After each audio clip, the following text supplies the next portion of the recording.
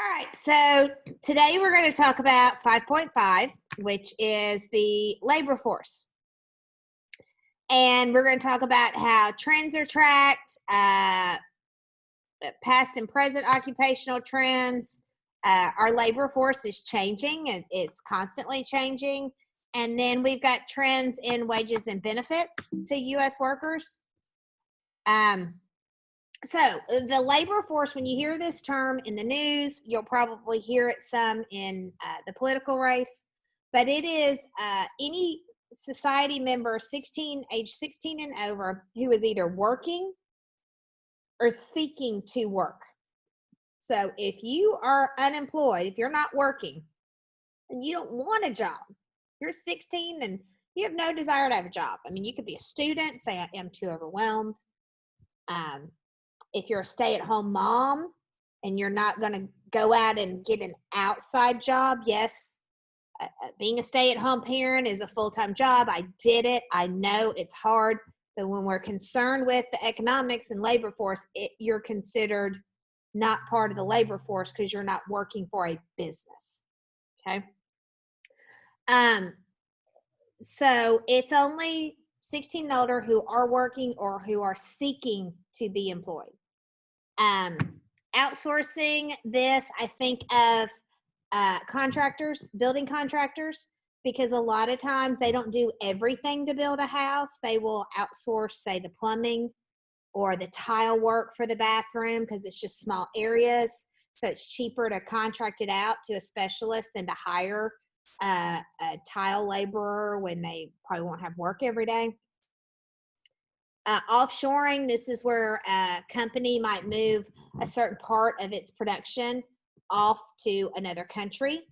This has been an issue where we've had American countries move manufacturing to China because it's cheaper. You're going to hear me say China a lot just because, you know, we had all that made in China, and we had the big push for made in the USA. And unfortunately, it was because it was cheaper to build things in China. Learning effect. This is a theory that suggests education increases efficiency of production and thus results in higher wages. So this is one of the reasons why education is mandatory, at least a high school education is, because it's a theory that the more educated you are, it's going to increase production and higher wages. Now, again, that doesn't necessarily mean college. When you get a job, especially if it's more of an adulting job, there's going to be continuing education all the time. As a teacher, I'm doing continuing education every year. Every teacher is. We're constantly being educated. We're constantly being educated on suicide prevention and other things. And you know, this year we're being educated on how to deal with COVID and how to do virtual learning like what we're doing. You know, lots of new things that we're learning. Screening effect. This is a theory as well, and it suggests that if somebody completes college, that job applicant is going to be intelligent and hardworking. So we're talking about that resume where under your name, like Amy Edwards, graduated University of Tennessee, Knoxville with a BS in finance. Graduated Lipscomb University with a master's in education with math specialty. This theory says if you read my resume that I'm both intelligent and hardworking. And I agree with that. I agree that if somebody has a college education, it does mean they're intelligent and hardworking, especially when they have a master's and doctorate, because they've at least worked hard enough to get through that much school and they've persevered.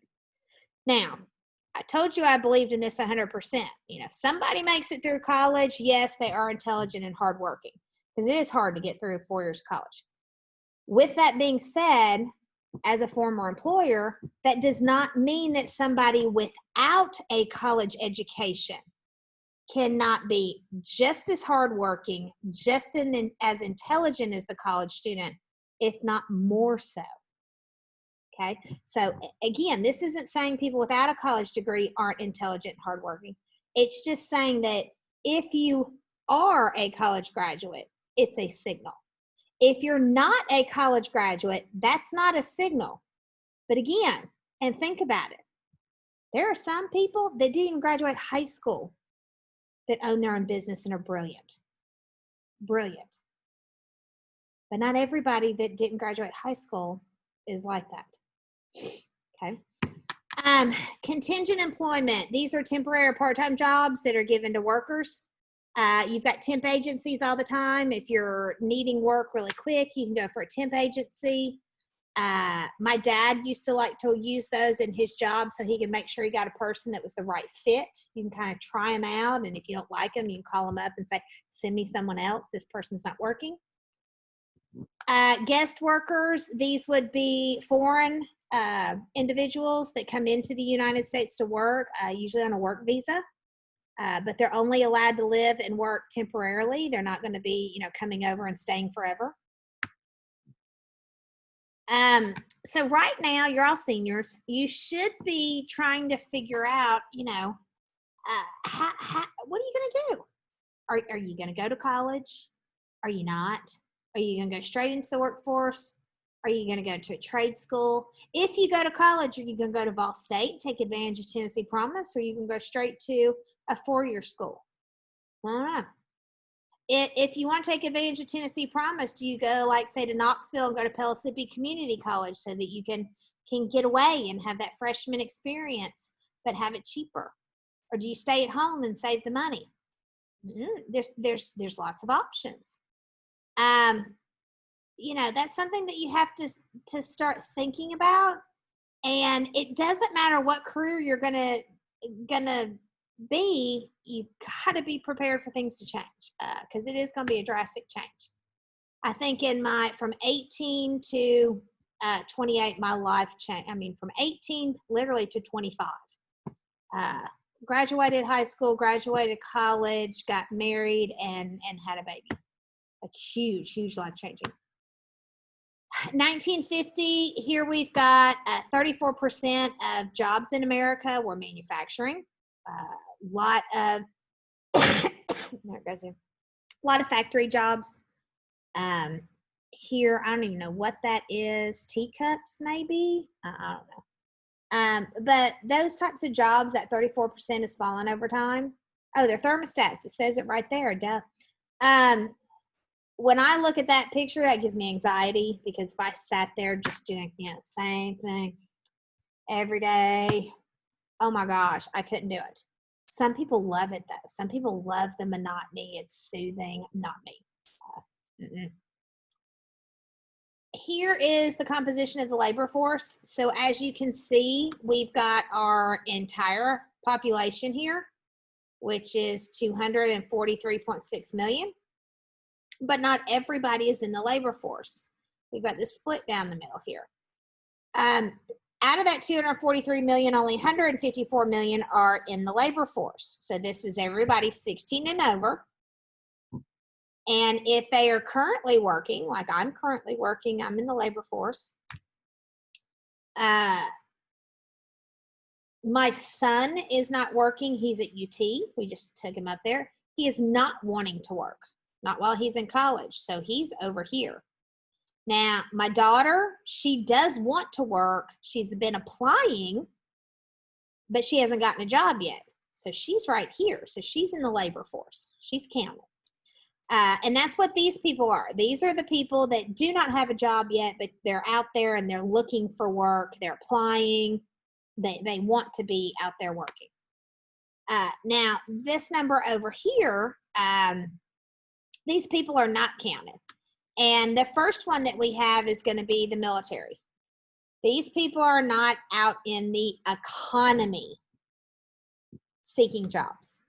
They are contracted labor with the U.S. with the government. They sign a contract for 3, 5, however many years. And they work for that time period.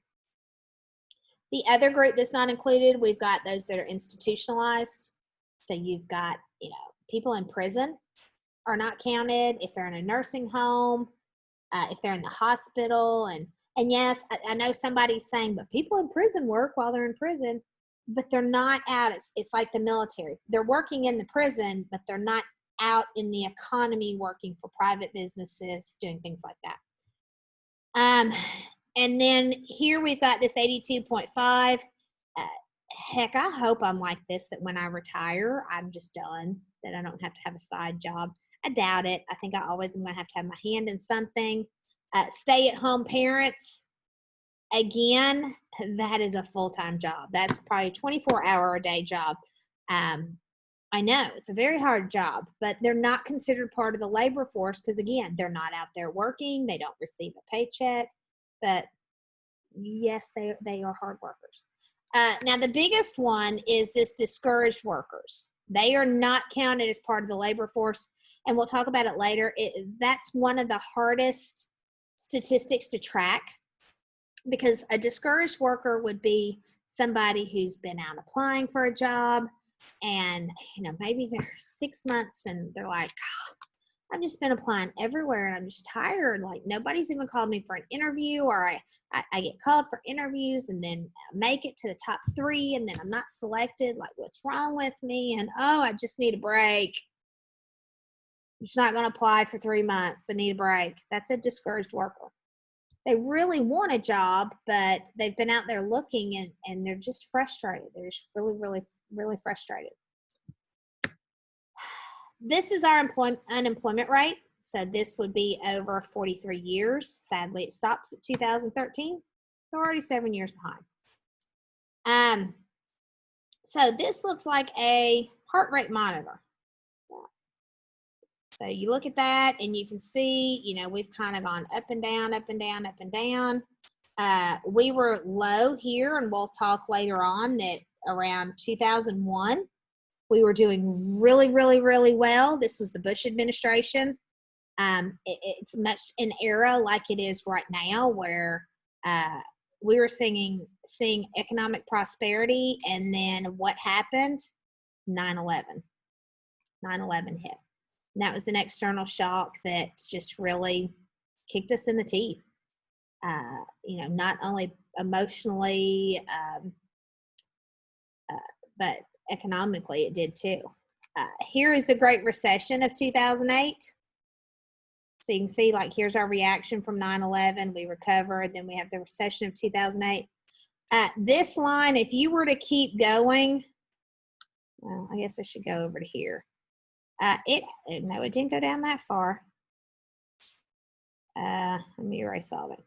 This probably went down to about here, or in 2019. It was in between 3 and 4%. It was actually more on the low end of the 3%. And that's why you can see it was one of our 50-year, is lowest unemployment rate in 50 years. And when you have low employment, your economy is doing really, really well. Your GDP tends to be the opposite. So if we have low unemployment, we have high GDP. And it was really, really low. And then COVID hit, and I guarantee you, like, it shot way back up. I think we're going to see really strong inclines and really, really steep declines in a lot of our leading indicators.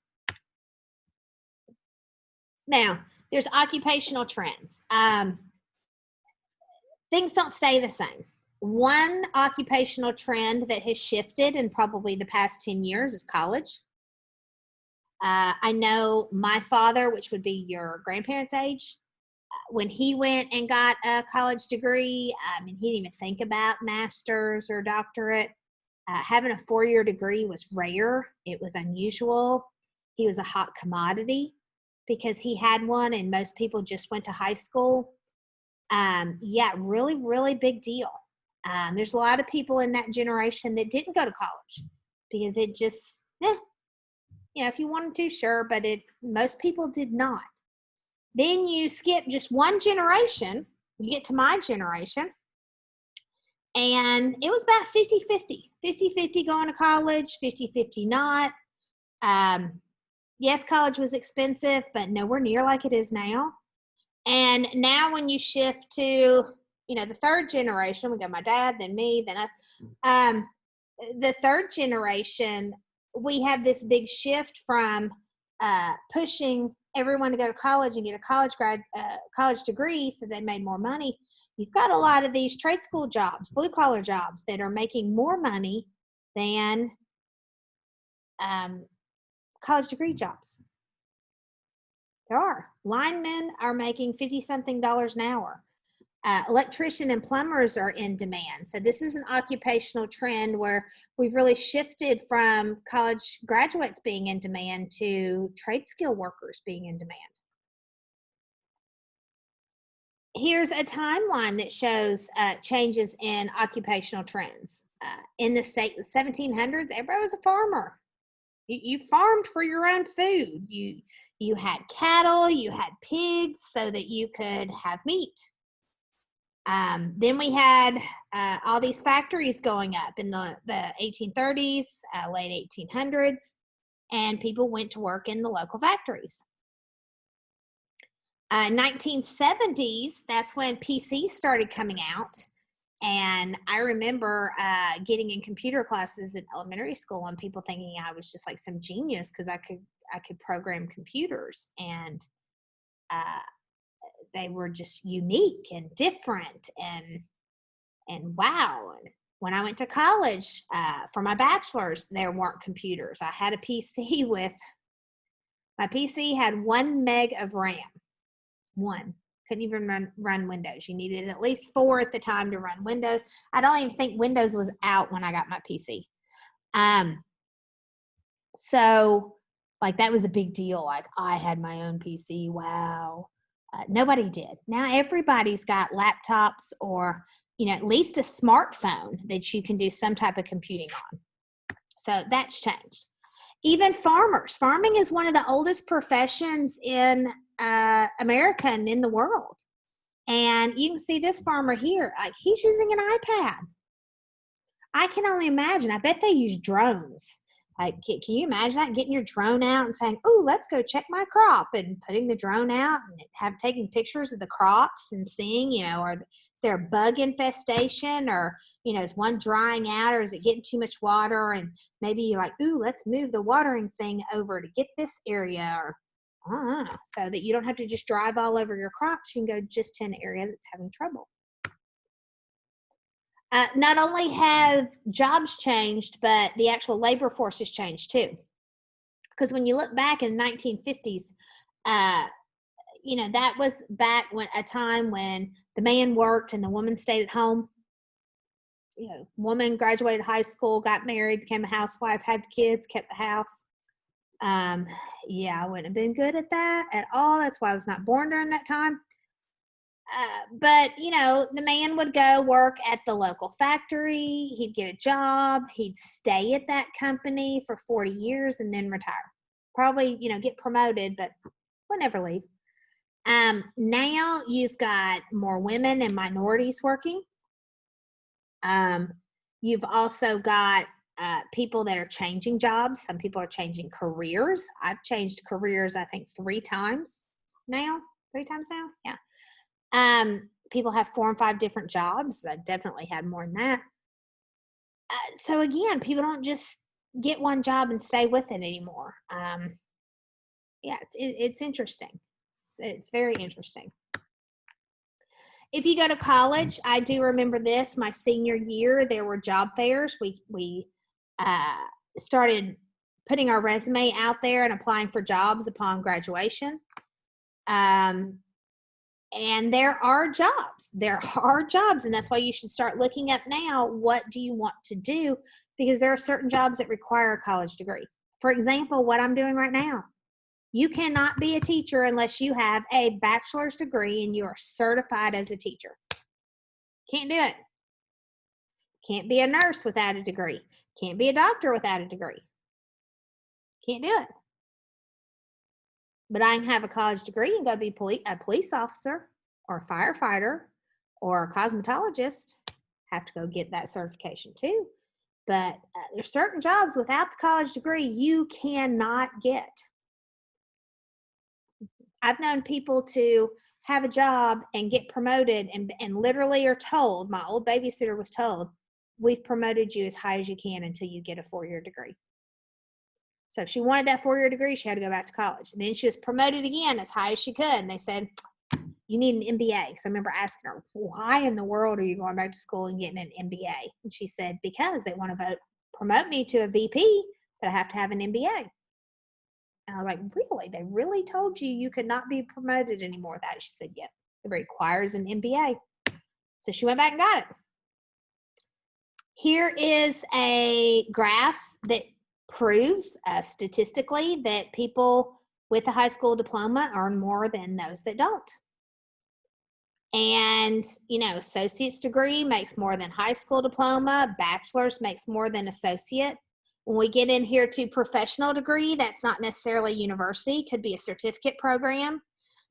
Could be that you're a master carpenter or a master plumber. You've been to some type of plumbing school and you're deemed like, I don't know, like I can cook. I'm sorry, I think of Gordon Ramsay. Like you've been to some specialty cooking school and then you're a chef somewhere and you get a Michelin star. So yeah, that means you've got some professional stuff. Here are some labor force trends. You can see the number of college graduates has just, wow, it's exploded. Probably several reasons why. That's why I love statistics. Back in the 40s, it probably was only men that went. Women were not encouraged to work, much less go to college. Back then, I think the women that probably went were nurses and teaching because those were considered women's work. 2013, we have 65.5 million. And again, now that we have the internet age, not only do you have, the young high school graduates going, but you have older people going back and getting degrees. This women in employment is from 1970 to 2012. And so you can see those statistics have more than doubled. But I have a lot more questions about this one. When I look at this, having studied statistics, why has it doubled? Is population bigger? That could be one because this number of women. So increase in population, I'm sure that's part of it. But is it because there's been a trend for women to work versus in the 70s, it was kind of like, you work versus stay at home and raise your children? And again, there's nothing wrong with that, but when you say everybody has to do that, that's how it was. Now, if you want to be a stay-at-home mom, great. If you want to work, great. You have options. And the other thing that makes me question these statistics is, are there a lot more women working because they have to? And it's a two-person household, and they need two incomes. I know me, I have to work. Temporary employees, this is something else. Again, do we have more temporary employees because population has doubled, or is it because people like having those jobs? And these are things that the Bureau of Labor and Statistics report on. You can see that they are facts. It's stuff that's already happened. They're not trying to predict something in the future. Now, I could use this and try to predict something and say, well, this number is just going to keep going up. But they are not going to report on that. The Bureau of Labor and Statistics is not going to try to forecast. Now, when we look at wages and benefit trends, that's something else that economists look at. How much are people getting paid? What are the benefits? There's certain jobs that get better benefits than others. That was one of the, pluses of me being a teacher, is the excellent health benefits that we get versus being in the private sector. Now, real wages have gone down in recent years. So basically what that means is if I get my paycheck, say this is my paycheck, and it's $200, what can I go buy with that $200? Can I buy the same amount of goods, same goods and same amount of them for $200 today like I did 2 years ago or a year ago? And if the answer is no, my $200 will only buy a portion of what I could a year ago. then that means my real wages have gone down. I call it purchasing power. And $200 today does not buy near what it used to in 1970. $200 was a lot more money in 1970. Okay, so that is 5.5. Yeah, it's 5.5. So happy up in economics, and I will see you soon.